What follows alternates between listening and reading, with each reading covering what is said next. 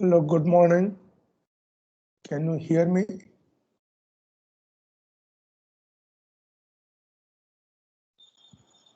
Yes, sir. Is other class continuing? Previous Uh, class? no, sir.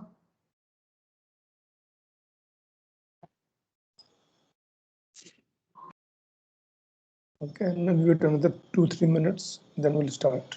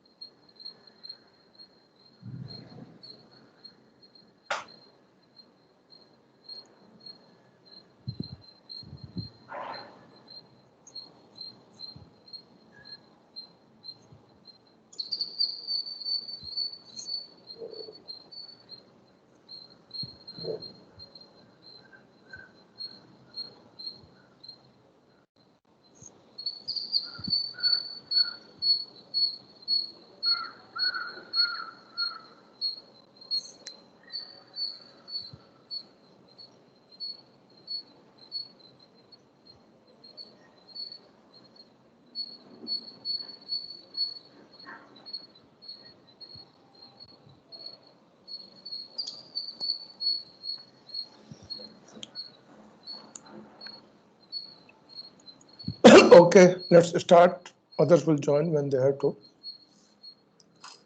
I hope you can see my screen. Yes, sir. Thank you, Chintan. So today we'll get into little more details of MapReduce process, how the data flows. We have only looked at map and reduce, but there are some more subtle steps in the process. We'll look at those. Some examples, simple examples, so that will help you understand. And we will also look at how does the failover work when a mapper process or a reducer process fails during processing. what happens, the recovery, and can it even be optimized at the cost of wasting resources. So our MapReduce model, as we see, with two simple steps. First is the mapping process. Second, the reducing process. Mapping is in a way you can say filtering. Given the input, you try to get the filter out, some extract of data or whatever keys or information. Reduction is collecting, condensing, putting together, grouping together, summing, or whatever that needs to be done, and gives the result out. This has been Hadoop has been introduced to solve large scale data real life problems. For example, processing your logs, huge amount of data. If you look at the large amount of weather data, a single system can process it, can be processed in a distributed way, and that is the problem Hadoop is designed for. The basic difference between Hadoop 1 version 1 and Hadoop version 2.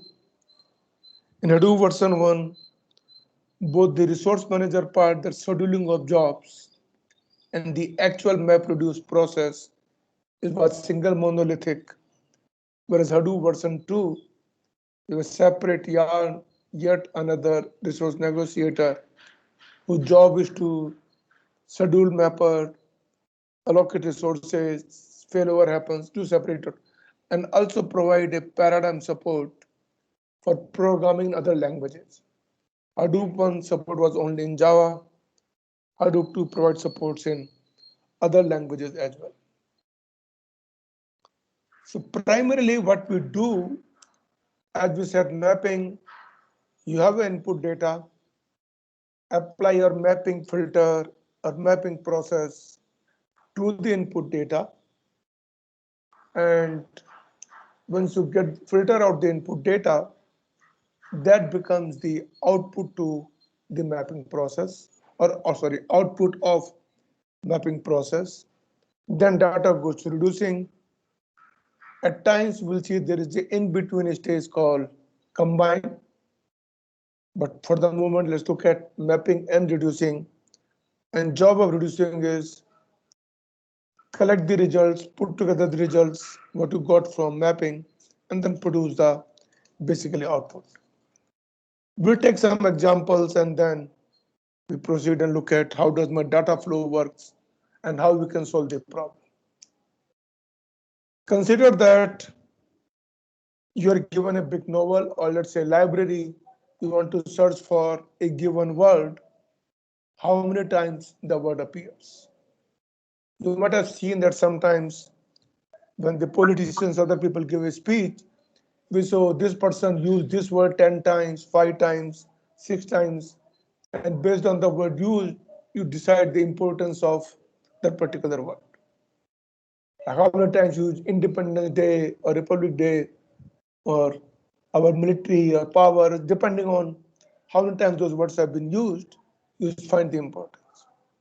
So for in the same way, given a book, you like to find out how many times a word appear. For example, given the book War and Peace, which is novel by Tolstoy, and in that War and Peace, how many times the word Kutujo has appeared. Now the word Kutujo appears in different forms.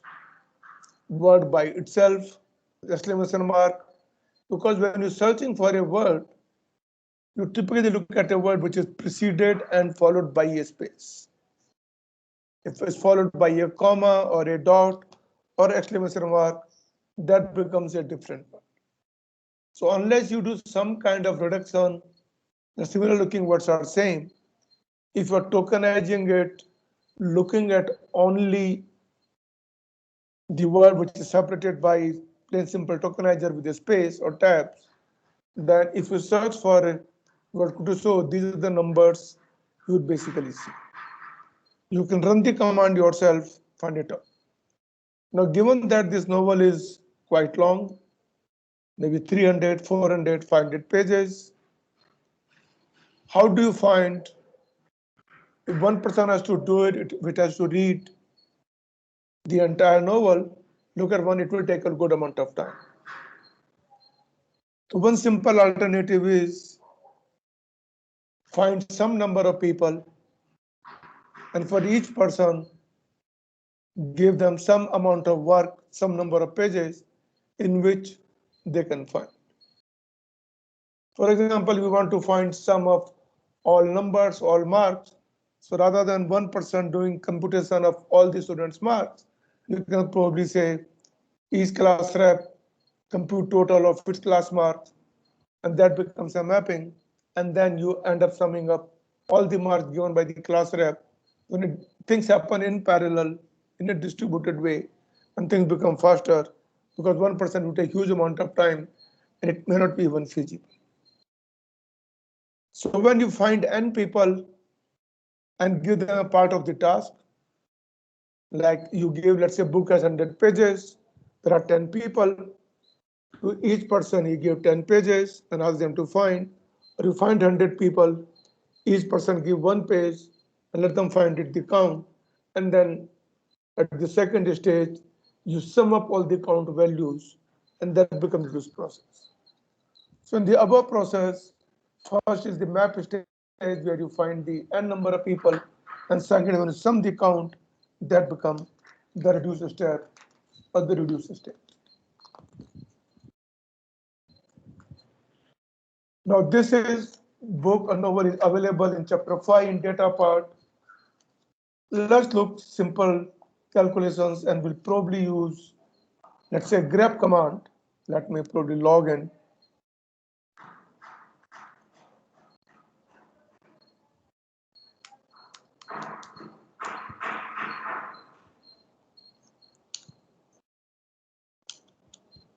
Guys, can you read the font good enough? Yes, sir. Let's say, where is my War and Peace?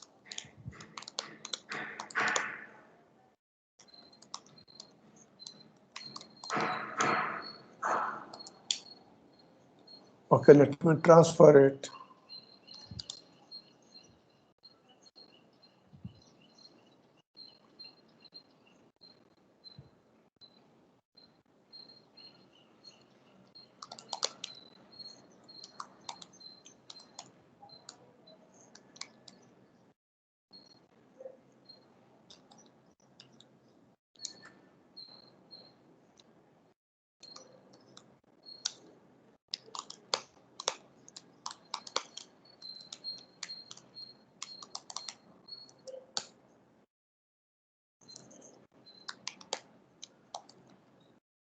Transferring from my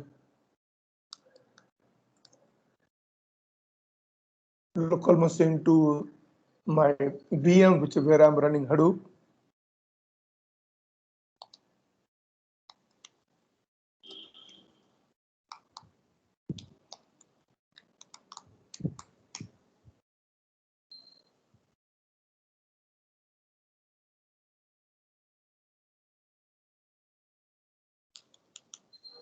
So if I were to do grep,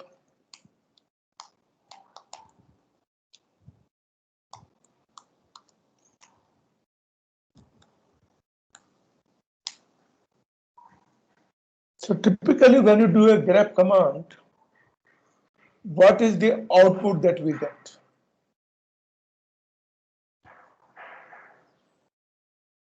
When I'm doing a grep like this, what does grep typically gives me? Let's say I search for something else.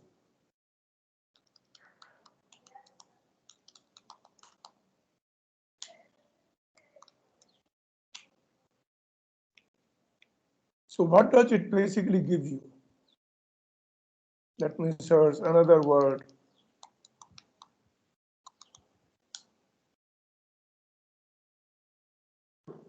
Anyone, what is the output of a grep? And does it meet our requirements? It adds the keys which the word is present, sir. It outputs? Output will be the line in Line, which yeah. the pattern will It, be. it outputs the line which contains the word.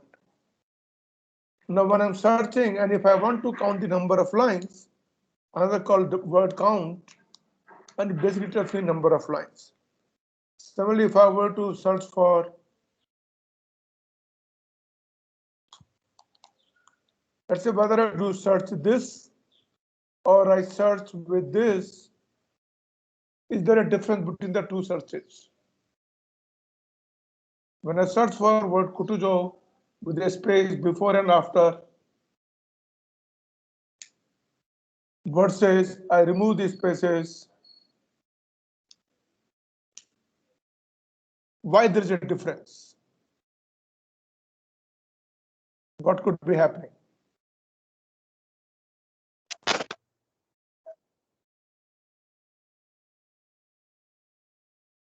Neha, Sir, it will search the exact sequence, sir. That is why there'll be a difference.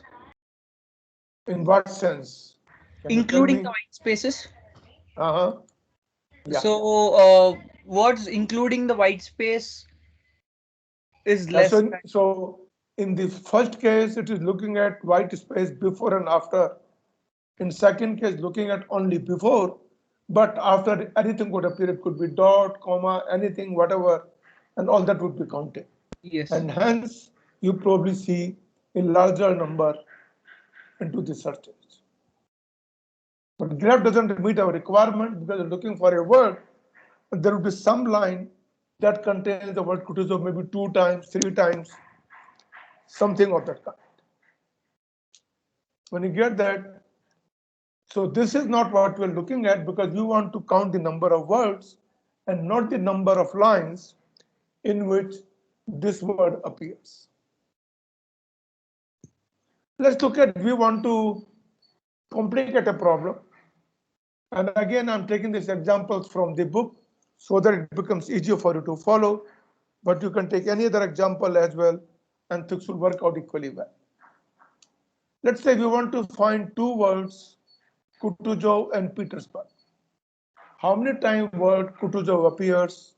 How many times the word Petersburg appears? So one simple way would be a two simple script, which is called mapper.sh and reducer.sh. Mapper would basically find each time the word Kutuzov appears. Petersburg would find a word each time Petersburg would and reducer would count it out. So let me run and show you what basically would happen.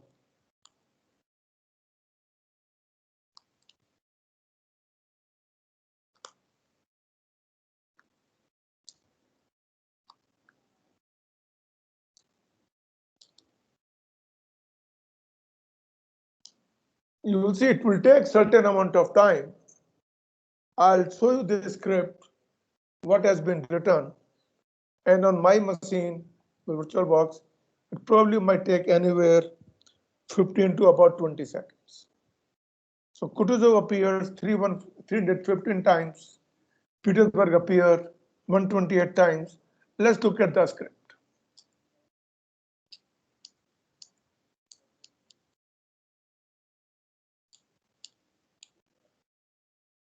Can you tell me what is the output of this script would be? If I run only this script on the file, what is the output this script would give me? Read it for a while and then tell me what do you think output of this script would be? How it will look like?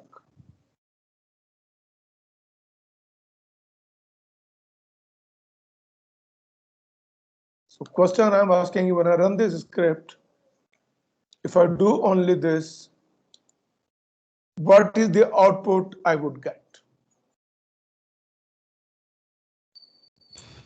It will print Kutuzov 111 315 times and Petersburg.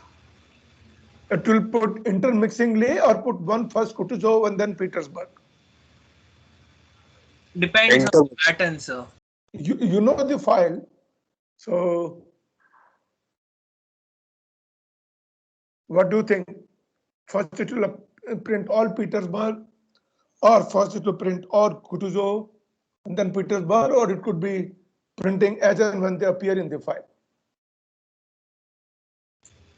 As it appears, sir. As appears in the file. So let's run this. And see what is up printing. Now what is happening is it is printing world. So what we are doing, the mapper is basically doing filtering. And you see the word Kutuzov, comma 1. So each time it appears, it's printing that. Each time you find Petersburg, it print that. And that's the job of this mapper script. So this is the mapper process. Let's look at the reducer process.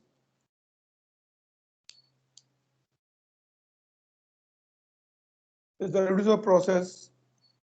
And as you can see, it's reading a line. If it is Kutuzov, comma 1, it's increment the count of Kutuzov. If it is Petersburg, comma 1, it adds increase the count of Peter count. And finally, its output the count of Kutuzov and count of Petersburg. And that is the simple reducer process. Let's analyze, and we have seen that result here when we run this program.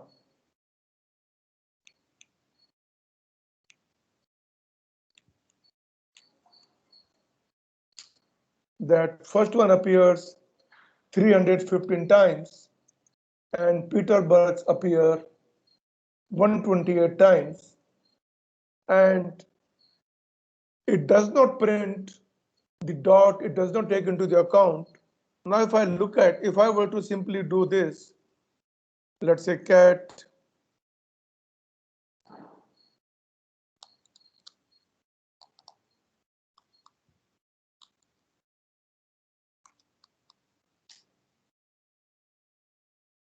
when I search for this, why does it show me 525? Whereas when I run this script, it shows only 315 times.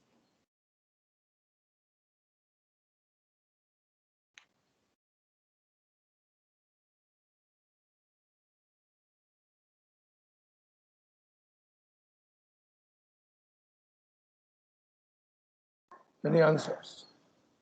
When I run my mapper and reducer, it gives me a count of Kutuzov. And this says there are 525 lines, and each line may contain even more than one times. So why this gives me 525 versus why my mapper gives me only 350? Any thoughts?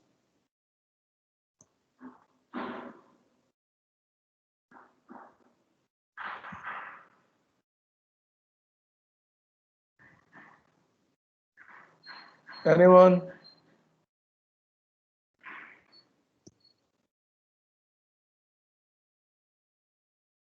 Meghna?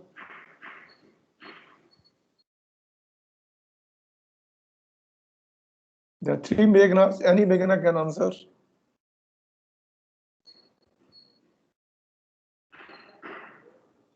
Abhishek?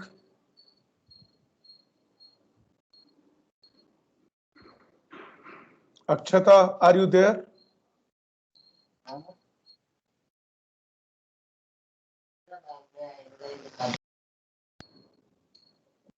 Amogha, Yes, sir. do you understand the question? Yes, sir, but I didn't get the question. So then you should ask me. Question I am asking is, when I run my mapper and reducer, it shows Kutuzov appears only 315 times. But when I do a simple graph and count the number of lines in which the word Kutuzov appears, the count happens to be 525. And we know that a line can contain Kutuzov more than one time. So why it is that my simple cat graph gives me a much higher value than my mapper and reducer process? Where is the catch? Is the question clear? Yes, sir. Now can give, give the answer.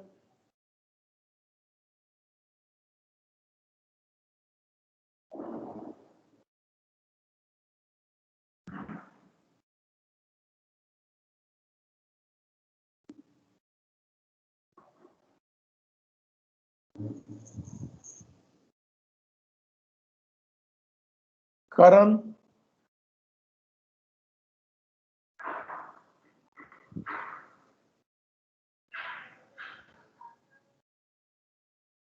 Anup, Yes, sir. why that? Can you give the answer? What is happening?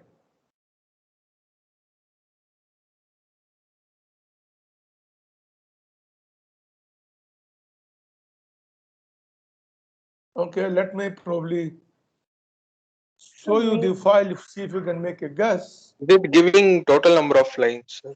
Yeah, total number of lines containing the word Kutujo. That means Kutujo appears at least 525 times. It could appear even more because the line map contains more than once. But when I run my mapper and reducer, I only get 315. And this is my mapper script. If it is in the same line, if it is repeating twice. Yeah, mapper would still count that.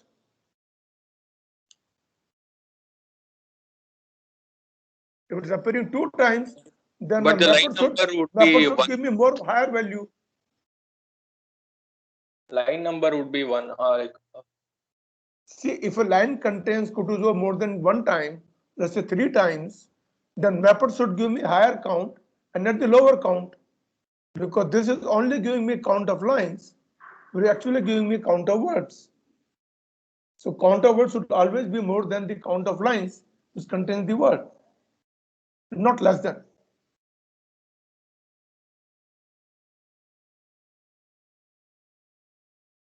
Let's see if you can make a guess.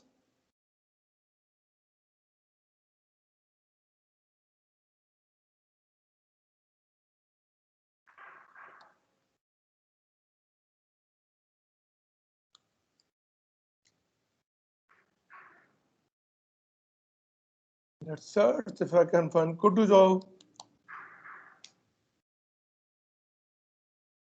Now can you make out what could be happening?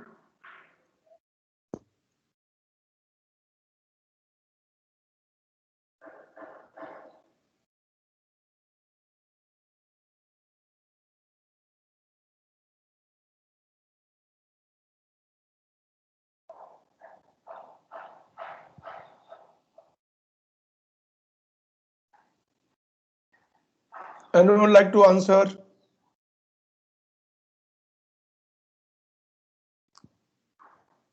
What could be happening? Why this gives me less value versus this?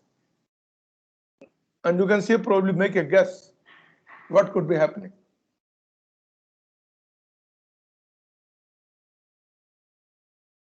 Bhavesh,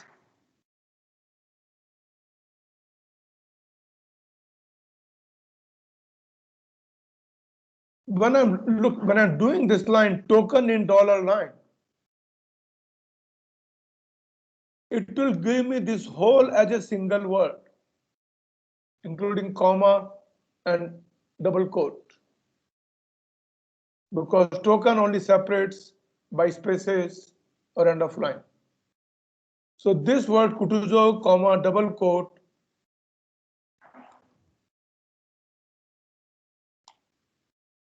would not match the word Kutuzo, because you're doing exact match where it does not do exact match here, because we also have comma and a double quote. But when I do a grep success for the pattern, it will find this pattern. Since it is in the line, it counts this line. So what mapper is giving you is how many times Kutuzo appears by itself like this.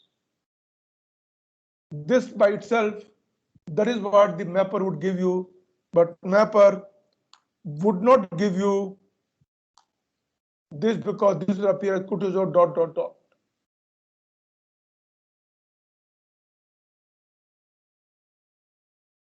Is that fine? Amogha, Anup? Yes, sir. Yes, sir.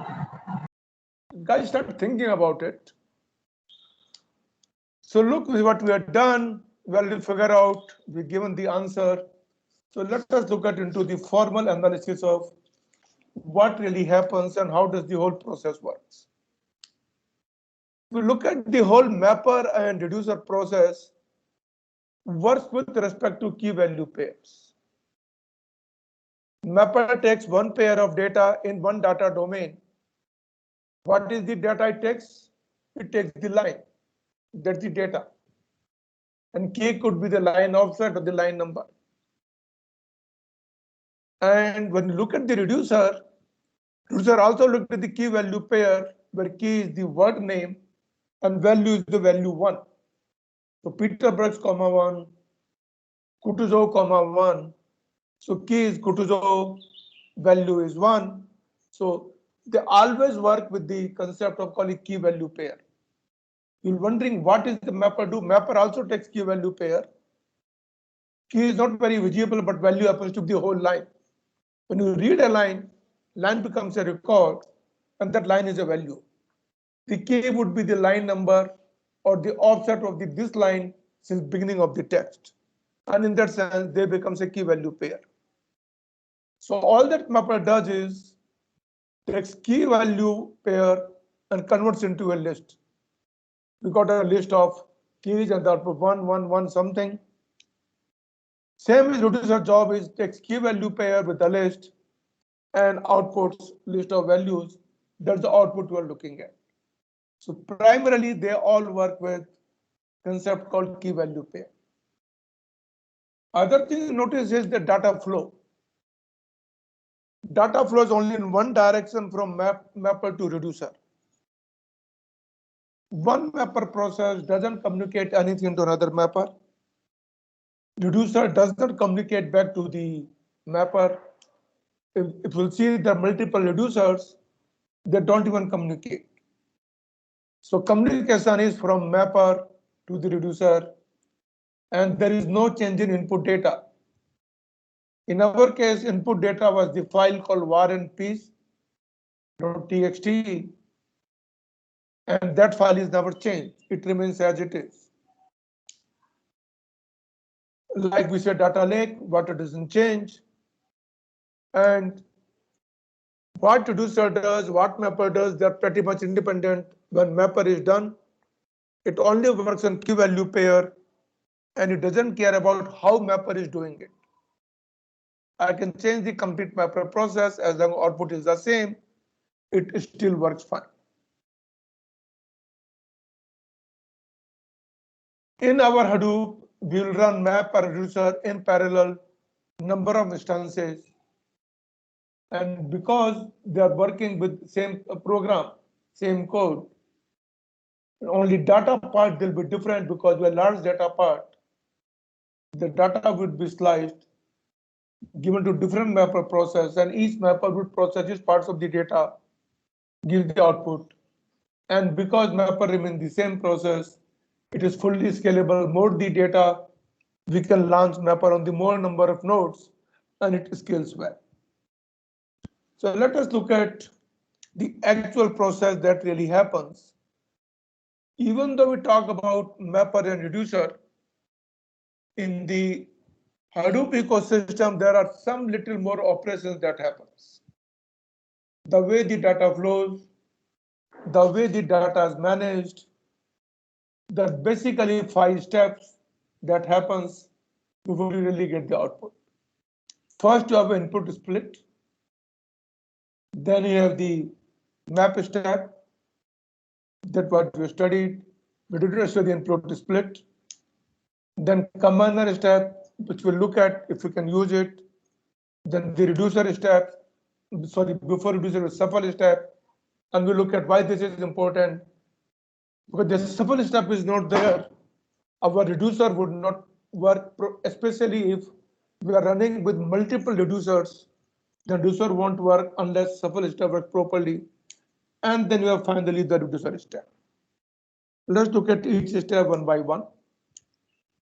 What does input split do? But saying Hadoop is meant for processing large amount of data. And that means when you store a data on the HDFS file system, data is stored in multiple places in a distributed way. The default chunk size 64 megabyte. By default nowadays it is 128 megabyte. So data is stored in the chunks. So if I have a, let's say, 500 megabyte file, and assuming I have a 64 megabyte block, I'll get probably 8 chunks. First, each chunk of 64 megabyte, and last chunk would be 48 megabyte. And there may be different servers, and each block or each chunk of 64 MB could further be replicated. The application is required because if a node fails, data should still remain available. But how the data is distributed, how the different is replicated, on which servers, which chunk is distributed, all that is known to Hadoop. But for end user, it looks at a single file, and that is what the HDFS file system provides. When HDFS distributes data, it does on physical boundary of data, not on logical boundary. Let's say I'm storing a text file. So text file records are always a line separated by a new line. So at the boundary of 64 megabyte, it may show up on that line may have to be split. So part of the line would go in one place, part of the line would go another place. So this is how the data would be stored.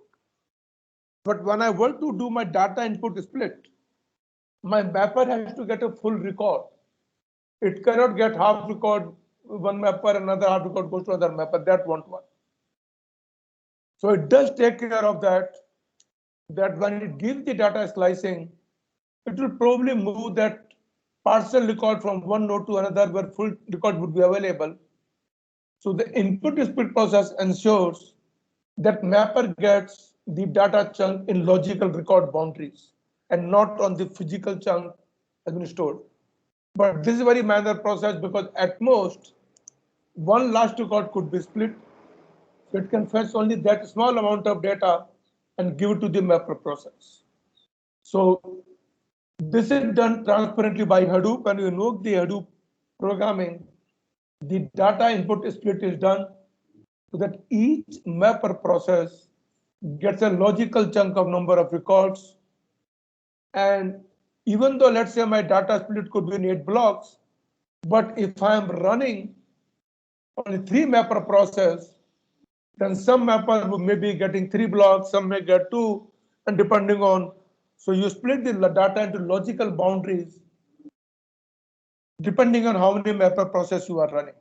And that is the job of input split process. Then you get the map step. Which server would run the mapper is again decided by Hadoop, is Yarn manager. And that is where the parallelism of Hadoop system comes in. It will run all Hadoop, the mapper process in parallel. Each mapper will run with its own logical chunk of data blocks. But all the processes will do the same programming, same computing, and give an output. Typically, Yarn will schedule the mapper process onto the same server where the data resides, or probably one where nearest to the data. Because whole assumption is we don't want to move data that could be too costly. We'll basically move computing, take the program where data resides and run something. But sometimes node may be busy, so may not be available. So sometimes you run mapper on a node where there's no data, then you have to move data. But you do minimize such data, that happens. So that is the job of Yarn. When the mapper process, it looks at, typically schedules a mapper where data resides or onto a node which is close to the data so that it can get easy data access. We hadn't looked at the third step called combiner step. If you look at our mapper program, to reducer, it gives you Kutuzo, 1, Kutuzo, 1, Kutuzo, 1. So rather than giving you each line one at a time, it can probably combine all the keys of Kutuzov from one mapper and say Kutuzov comma 200. Another mapper could combine, can do Kutuzov comma 110. And so this is the pre-optimization stage before it goes to the reducer, or you can say post-optimization after the mapper. So primarily the output of mapper, which is key value pair, they are combined as a pre-optimization stage to the reducer process, and that is what the combiner step does. So rather than having Kutuzov comma 1, Kutuzov comma 1, for the given mapper, it will count all such keys and say Kutuzov comma n, whatever that value is. Now, what is important is reducer need not be only one. There could be multiple reducers, and reducers don't talk to each other. That means whatever output reducer gives is final one. So imagine some records of Kutuzov comma 100 goes to one reducer, some record of Kutuzov comma 30 goes to another reducer, and since the two reducers don't communicate with each other, you probably get two different output, and that is what we don't want. We like to ensure that for a given key, a reducer should get all the relevant records. And that is the job of shuffle step. So all similar keys produced by the mapper, counted by the combiner, should go to the same reducer process. So if there are three reducers, each one could be outputting Kutuzov, Kutuzov, Kutuzov with different number of counts. Each one could be outputting Petersburg, Petersburg, Petersburg number of times. If you have two reducers, the shuffle step ensures that all Kutuzov keys will go to one reducer process, all Peterburgs will go to another reducer process, so that when reducer puts an output, it gets complete record and we can know how many times Kutuzov appears. So how does shuffle process does it? It basically makes use of a hashing, because for a given key, using the same hashing algorithm, you'll get the same hash output. So if there are k number of reducers, the shuffle will basically get a hash value between 1 and k, and whichever key maps to the shuffle process would give the records to that particular process where its hash is mapped. And so that's why it works. You can say in a way, all your keys are sorted and same keys are given to the same reducer process. Without this, my reducer won't work. This shuffle step is not required if you are running with only one reducer, because then all data comes to one reducer and then we are fine. But if we have multiple reducers, then shuffle step is very, very important, and you cannot simply ignore this shuffle process. And job of shuffle process is, sorry, reducer process is, it get all the key values, combine them, output the result, and typically it will create a file on the HDFS file system. So if there are four reducer process on HDFS output, you'll probably find four files: part 000, part 0001, or you may see part R000. So each output is by reducer. So number of parts you would see, you can make out how many reducer processes were running, because none of the reducers talk to each other and each gives its own output. And as a user, you have to get the results, all this do something, the job of reducer. So looking at the data flow, we probably have the stages. If we get input data, input split, mapper step, shuffle step, reduce step, and finally get the output. We'll take an example and say, how does it work? So let's say my input file contains 3 lines: C spot run spot run, cd cat. Now these 3 lines, assume they get split into 3 records. So you get split into 3 records: first line, second line, third line. In actual life, you'll probably see a split in much higher level, maybe 100,000 records something, but for simplicity, assume split is 3 lines. So these 3 lines goes to 3 different mapper process.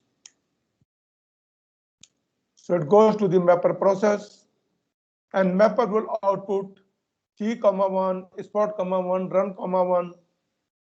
What would the output of mapper for this record would be? Run spot run. If you look at our mapper process, so what would the mapper process output for this input record? Run spot run. Amok.